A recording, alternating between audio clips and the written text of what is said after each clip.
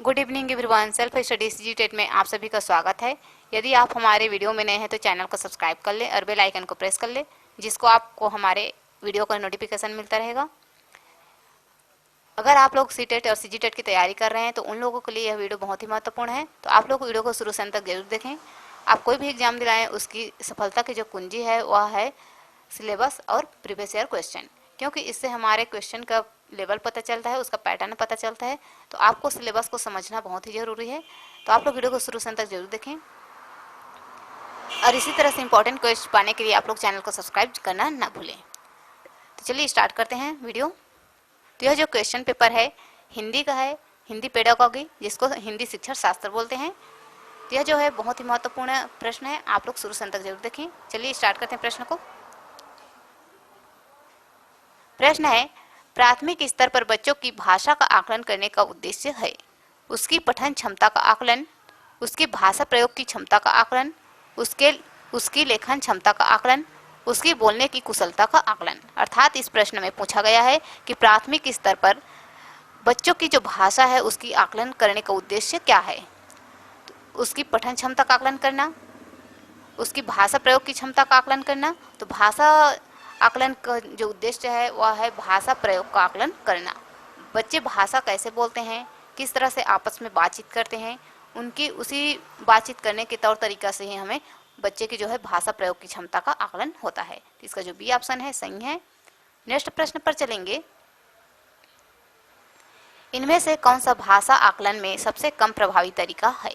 कहानी कहना, कहानी लिखना, घटना वर्णन, श्रुतलेख। तो सबसे पहले हमें प्रश्न को समझना है, इनमें कौन सा भाषा आकलन सबसे कम प्रभावी। यहाँ पर क्या पूछा गया है, सबसे कम प्रभावी पूछा गया है। जो सी टेट पेपर होता है या टेट पेपर, उसमें सिर्फ इसकी जो सफलता की कुंजी है वो है नेगेटिव और पॉजिटिव पॉइंट। ये दोनों पॉइंट को आप लेकर के चलेंगे, इसको अपना ध्यान में रखते हुए इसका सही तरीका से इसका उपयोग करेंगे तो निश्चित है कि इसमें सफलता जरूर मिलेगी। तो यहाँ पर प्रश्न में पूछा गया है थोड़ा सा निगेटिव, मतलब कम प्रभावी पूछा गया है। तो इसको इसी के आधार पे हमें ऑप्शन में खोजना है कि कौन सा कम प्रभावी है, कौन सा ज़्यादा प्रभावी है। तो चलिए देखते हैं। कहानी कहना यह भाषा आकलन में प्रभावी है, कहानी लिखना यह भी प्रभावी है, घटना का वर्णन करना यह सबसे ज़्यादा प्रभावी है। लेकिन जो श्रुतलेख है, यह श्रुतलेख अर्थात होता है इमला। जब हम बच्चे को इमला बोलते हैं तो बच्चे जैसे बोलते हैं वैसे तो लिखता है, तो इससे हम भाषा का आकलन करते हैं, लेकिन इसमें सबसे ज़्यादा नहीं होता, थोड़ा बहुत होता है, कम होता है, इसलिए इसमें कम पूछा गया है। तो इसका जो डी ऑप्शन है सही है। नेक्स्ट प्रश्न पर चलेंगे। आकलन की प्रक्रिया में केवल बच्चे की क्षमताओं का आकलन नहीं होता, बल्कि शिक्षक की शिक्षण प्रक्रिया का भी आकलन होता है। यह विचार है पूर्णतः सही, अंशतः सही, पूर्णतः गलत, निराधार है। अर्थात इस प्रश्न में पूछा गया है कि जब बच्चे का हम आकलन करते हैं तो क्या सिर्फ बच्चे का आकलन होता है या हमारे शिक्षक का शिक्षण प्रक्रिया का भी आकलन होता है। तो इसमें क्या है, बच्चे का जब आकलन करते हैं तो बच्चे के आकलन के साथ साथ जो है शिक्षण प्रक्रिया, हम जो शिक्षण प्रक्रिया का प्रयोग करते हैं उसका भी आकलन होता है, क्योंकि हमने जिस शिक्षण प्रक्रिया का प्रयोग किया है क्या वह बच्चे पर प्रभावी हुआ या नहीं हुआ, उसने किस हद तक सीखा, किस हद तक नहीं सीखा, उसका भी अवलोकन होता है, उसका भी आकलन किया जाता है। तो इसमें शिक्षक और बच्चे दोनों का ही साथ साथ उसमें अवलोकन या आकलन होता है। इसका जो सही उत्तर है वह है पूर्णतः सही। नेक्स्ट प्रश्न पर चलेंगे। रीमा ने तीसरी कक्षा में पढ़ने वाली रितिका की भाषा क्षमता, भाषा निष्पादन संबंधी क्रमिक प्रगति का ब्यौरा उसके अभिभावकों को दिया। रीमा ने खाली स्थान के आधार पर यह जानकारी दी।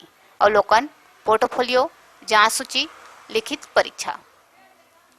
तो यहाँ पर प्रश्न में पूछा गया है कि रीमा जो है एक शिक्षक है और रितिका जो है वह तीसरी कक्षा की पढ़ने वाली एक बच्ची है या विद्यार्थी है, जिसकी भाषा शिक्षा, भाषा क्षमता और भाषा निष्पादन, उसकी क्रमिक प्रगति जो ब्यौरा भरते हैं प्राथमिक स्तर पर, उसको किस आधार पे हम भरते हैं उसी को यहाँ पर पूछा गया है। तो प्राथमिक स्तर पर एक पोर्टफोलियो होता है जिसमें बच्चे जो है अपने मन पसंदीदा कुछ चित्र बना कर लाते हैं, कुछ निबंध लिख कर लाते हैं, कुछ कविताएं लिख कर लाते हैं, उन सभी लिख कर लाते हैं, बना कर लाते हैं और उस पोर्टफोलियो में जमा करते हैं। फिर उसको जब उसका वार्षिक अवलोकन होता है तब उसमें क्या करते हैं, उसको टीचर जो है उसका प्रगति पत्रक ब्यौरा भरते हैं। तो इसका जो सही उत्तर है वह है पोर्टफोलियो। नेक्स्ट प्रश्न पर चलेंगे। पहली कक्षा में खाली स्थान भी लिखना के अंतर्गत आता है। वाक्य लिखना, शब्द लिखना, अक्षर बनाना, चित्र बनाना। अर्थात इस प्रश्न में पूछा गया है कि पहली कक्षा में ऐसा क्या चीज़ है जिसको हम लिखना के अंतर्गत लाते हैं। तो वाक्य लिखना, बच्चे जो है पहली कक्षा में वाक्य लिखना नहीं आता। शब्द लिखना, बच्चे जब पहली कक्षा में होते हैं तो शुरू उसको शब्द लिखना भी नहीं आता। अक्षर बनाना, अक्षर बनाने में भी परेशानी होता है। चित्र बनाना, तो बच्चे अक्षर बनाते बनाते कुछ चित्र बनाते हैं, कुछ फूल का चित्र बनाते हैं या कुछ और भी चित्र बनाते हैं कार्टून वगैरह का। तो ये सभी चित्र बनाना क्या होता है, लिखने के अंतर्गत आता है। तो कक्षा पहली में जो बच्चे जो है चित्र बनाते हैं उसको लिखना के अंतर्गत लेते हैं। इसका जो सही उत्तर है वह है चित्र बनाना। नेक्स्ट प्रश्न पर चलेंगे। प्राथमिक स्तर पर पढ़ना सीखने में सबसे कम महत्वपूर्ण है। अनुमान लगाना, संदर्भानुसार अर्थ, अक्षरों की पहचान, पढ़ने का उद्देश्य। इस प्रश्न में पूछा गया है प्राथमिक स्तर पर पढ़ना सीखने में सबसे कम महत्वपूर्ण क्या है। कम महत्वपूर्ण पूछा गया है यहाँ पर। तो अनुमान लगाना, प्राथमिक स्तर पर बच्चे अनुमान लगाते हैं। संदर्भानुसार अर्थ और अक्षरों की पहचान, तो ये सब क्या है, अधिक महत्वपूर्ण है। लेकिन जो पढ़ने का उद्देश्य है यह जो है कम महत्वपूर्ण है। तो यहाँ पर कम महत्वपूर्ण पूछा गया है, तो पढ़ने का उद्देश्य जो है डी ऑप्शन सही है। नेक्स्ट प्रश्न पर चलेंगे।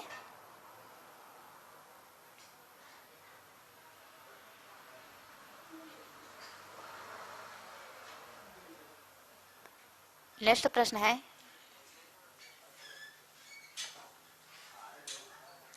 भाषा अर्जन क्षमता किसके साथ संबंधित है। प्याजे, चॉम्स्की, स्किनर, ब्रूनर। तो यहाँ पर प्रश्न में पूछा गया है कि भाषा अर्जन करने की जो क्षमता है इसमें से कौन से जो मनोवैज्ञानिक है उसने कहा है। तो भाषा अर्जन अर्थात हम जब जो भाषा अर्जित करते हैं अपने घर में मातृभाषा, वह भाषा चाहे कोई भी भाषा हो अपने घर में जिसको अर्जित किया जाता है, चाहे क्षेत्रीय भाषा हो चाहे कोई भी भाषा हो, तो उसको किसने कहा है, यह नॉन चॉम्स्की ने कहा है। इसको भाषा को अर्जित किया जाता है जो स्वाभाविक होता है, सहज होता है, जो मातृभाषा होता है उसी को अर्जन बोलते हैं। तो यहाँ पर है नॉन चॉम्स्की भाषा अर्जन की क्षमता को साथ संबंधित है। बी ऑप्शन सही है। नेक्स्ट प्रश्न पर चलेंगे। प्राथमिक स्तर पर भाषा सीखने में भाषा संबंधी कौन सा संसाधन सर्वाधिक महत्वपूर्ण है।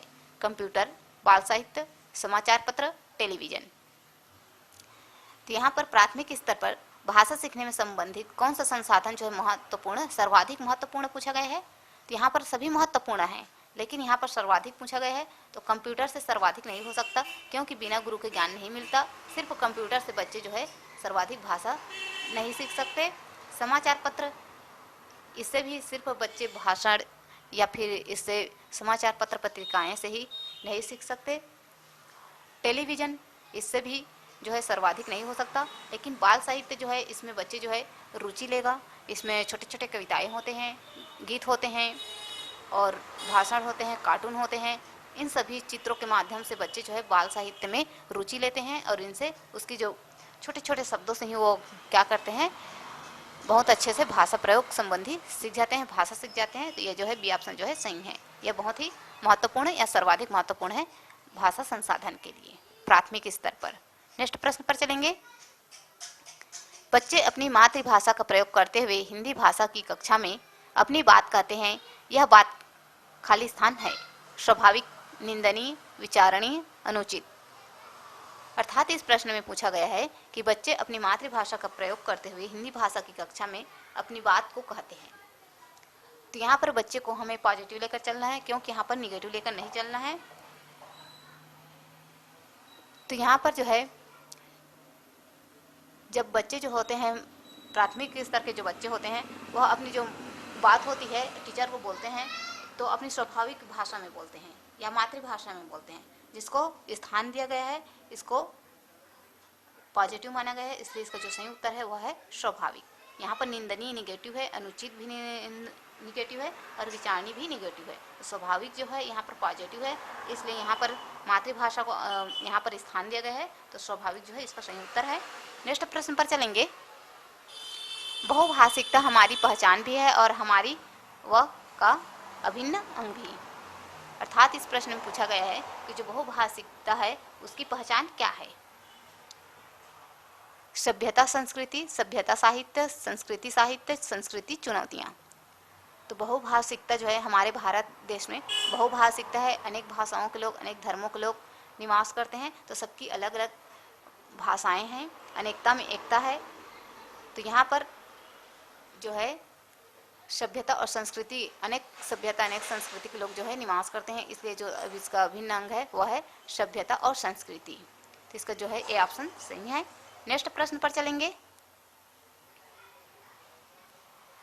प्राथमिक स्तर की पाठ्य पुस्तक में कार्टून, भाषण, विज्ञापन आदि बच्चों की भाषा क्षमता विकास में खाली स्थान है, सहायक, बाधक, निरर्थक, अनुपयोगी।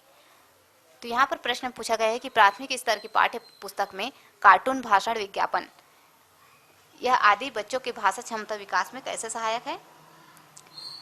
तो यहाँ पर बाधक, अनुपयोगी और निरर्थक ये तीनों जो है निगेटिव पॉइंट है, लेकिन जो सहायक है यह एक पॉजिटिव पॉइंट है। बच्चों के प्रति हम पॉजिटिव लेते हैं, तो इसलिए इसका जो सही उत्तर है वह है सहायक। नेक्स्ट प्रश्न पर चलेंगे। 5वीं कक्षा की सुहानी पांचों, किन्हें, आंखें, दोनों आदि शब्दों लिखती है। आप सुहानी के लेखन क्षमता के बारे में क्या कहेंगे। वह अनुनासिक चिन्ह का प्रयोग बिल्कुल नहीं जानती, वह अनुनासिक चिन्ह के प्रयोग के प्रति सजग है, वह अनुनासिक चिन्ह के प्रयोग के प्रति लापरवाह है, वह अनुनासिक चिन्ह के नियम का अति सामान्यीकरण करती है। तो यहाँ पर जो 5वीं कक्षा की सुहानी है वह अपने टीचर से अनुनासिक चिन्ह के बारे में पढ़ा रहता है, तो वह क्या करती है, उसका बार बार वह प्रयोग करती है, अनुनासिक चिन्हों का जो है बार बार प्रयोग करती है, जिसे अति सामान्यीकरण सभी में वह अनुनासिक चिन्ह लगाता है। तो उसका जो सही उत्तर होगा वह अनुनासिक चिन्ह के नियम का अति सामान्यीकरण करती है। नेक्स्ट प्रश्न पर चलेंगे। विद्यालय में भाषा शिक्षण के लिए कोई कार्यक्रम शुरू करते समय सबसे महत्वपूर्ण है बच्चे की लिखित क्षमता को पहचानना, बच्चे की सहज भाषाई क्षमता को पहचानना, बच्चे की सहज मौखिक अभिव्यक्ति को पहचानना, बच्चे की पठन क्षमता को पहचानना। अर्थात इस प्रश्न में पूछा गया है जब हम कोई कार्यक्रम शुरू करते हैं तो भाषा शिक्षण के लिए सबसे महत्वपूर्ण क्या है। तो जो है बच्चे जो है अपनी सहज भाषाई क्षमता को पहचानना, बच्चे की जो सहज भाषा होती है वह कौन सी भाषा में बात करते हैं, उसके जो अर्जित भाषा क्या है उसके पहचानना होता है। इसका जो बी ऑप्शन है सही है, बच्चे की सहज भाषाई क्षमता को पहचानना। नेक्स्ट प्रश्न पर चलेंगे। कई बार बच्चे जब स्कूल आते हैं तो 2 या 3 भाषाओं और खाली स्थान बोलने की क्षमता से लैस होते हैं, पढ़ने, लिखने, रटने, समझने। अर्थात इस प्रश्न में पूछा गया है कि हमारे जो बच्चे होते हैं स्कूल आने से पहले जब वो घर में रहते हैं तो 2-3 भाषाओं सीख कर आते हैं। जैसे कि किसी के मम्मी पापा अगर उसके माँ इंग्लिश बोलती है, उसके पापा अगर उर्दू बोलते हैं, और उसके घर में उसके दादा दादी या आस पड़ोस के लोग अगर मराठी या हिंदी और कुछ भी बोलते हैं, तो वह कुल मिलाकर के 2-3 भाषाओं को उसको थोड़ा बहुत ज्ञान रहता है, वह उसको अर्जित किया रहता है, जिसको उसको सभी भाषाओं को थोड़ा थोड़ा समझने में सभी में उसको आसानी होता है। तो यह जो है बच्चे जो है अपना अर्जित जो ज्ञान होता है, अर्जित जो भाषाएं होती है वह घर से 2-3 भाषाओं को लेकर आते हैं, और जब स्कूल आते हैं तो वह पढ़ने, लिखने और रटने, क्योंकि पढ़ना, लिखना और रटना यह सभी स्कूल में होता है, लेकिन उसको समझने में लैस होते हैं तो वह है समझना, क्योंकि वह 2 से 3 भाषाओं का उसको ज्ञान रहता है, घर में अपना अर्जित ज्ञान रहता है, तो उसको समझने में लैस होता है। इसका डी ऑप्शन सही है। नेक्स्ट प्रश्न पर चलेंगे। किसी विषय को सीखने का मतलब है उसकी सीखना, उसकी को सीखना। अर्थात अवधारणाओं विषय वस्तु उपयोगी, अवधारणाओं शब्दावली, शब्दावली विषय। किसी भी विषय को सीखने का मतलब होता है कि उसकी अवधारणाओं को समझना और उसकी शब्दावली को सीखना। जब तक हम चाहे कोई भी विषय हो उसके अवधारणाओं को समझते हैं और उनकी शब्दावली को समझते हैं, तभी हम उसको समझ सकते हैं, सीख सकते हैं। तो इसका जो सही उत्तर है वह है सी। तो आज का वीडियो यहीं पर समाप्त करते हैं। अगर वीडियो आप लोगों को अच्छा लगे तो आप लोग हमारे चैनल को सब्सक्राइब जरूर करें और शेयर करें, लाइक कमेंट शेयर जरूर करें, और हमारे टेलीग्राम ज्वाइन होकर के क्विज प्रैक्टिस कर सकते हैं, जिससे आपको सीबीटी एग्ज़ाम देने में आपको आसानी होगी। आपके हाथ की जो प्रैक्टिस है क्लिक करने की और क्वेश्चन जो है उसको आप कितने टाइमिंग में आप उसको पढ़ पा रहे हैं, उसको समझ पा रहे हैं, समझ करके आप उसको ऑप्शन दे रहे हैं। इन सभी का आपको प्रैक्टिस करने के लिए आप हमारे टेलीग्राम पर क्विज प्रैक्टिस कर सकते हैं रात 8:30 बजे। अगर आपको इसी तरह से सीटेट सीजीटेट का इंपॉर्टेंट क्वेश्चन चाहिए तो आप जरूर करके हमारे चैनल को सब्सक्राइब जरूर करें। वीडियो को पूरा देखने के लिए धन्यवाद।